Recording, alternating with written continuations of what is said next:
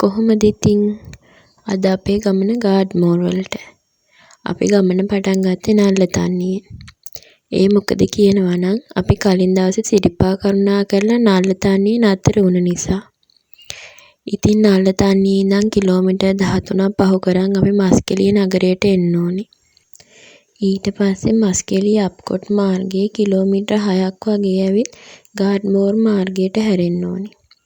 ඉතින් ඒ මාර්ගෙ දිගේ යද්දි තමයි අපිට ගාඩ්මෝර් දිය ඇල්ල හම්බ වෙන්නේ.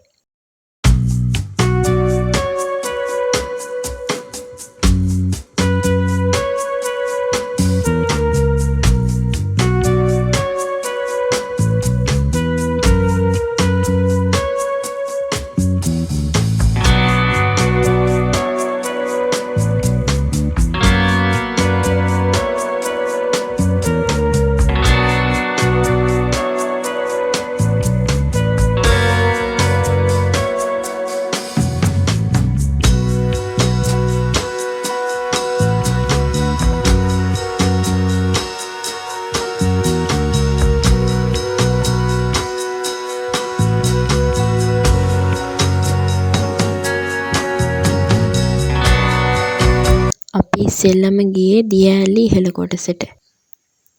එදා වතුර වැඩි දවසක්. මෙතන ගොඩක් අය කැම්පින් කරන්න එන තැනක්. නමුත් එදා නම් කවුරුවත් හිටියේ නෑ. අවට වටපිටාව ගැන නම් ඉතින් ආයේ කියන්න දෙයක් නෑ. පුදුම ලස්සනක් තියෙන්නේ.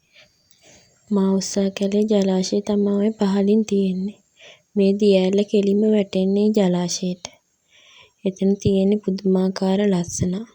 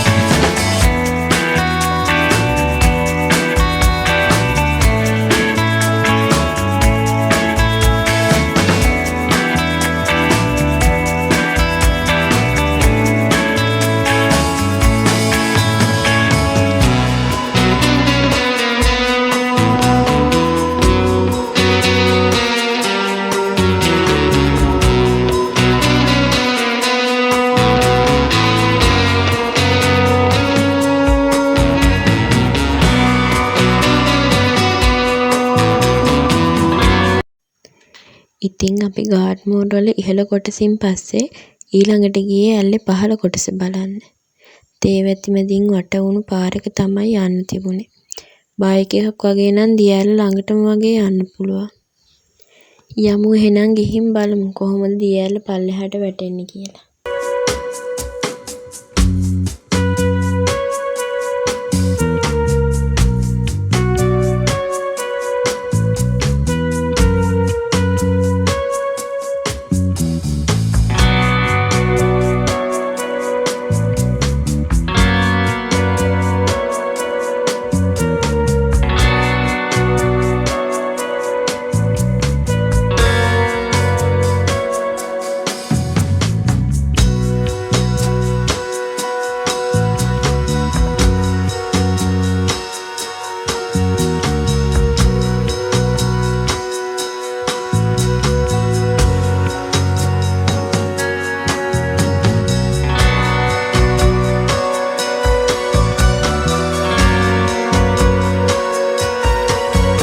ජලාශයේ වතුර වැඩි නිසා අපට ඇල්ල ළඟට යන්න තියෙන අවස්ථාව නැති වුණා.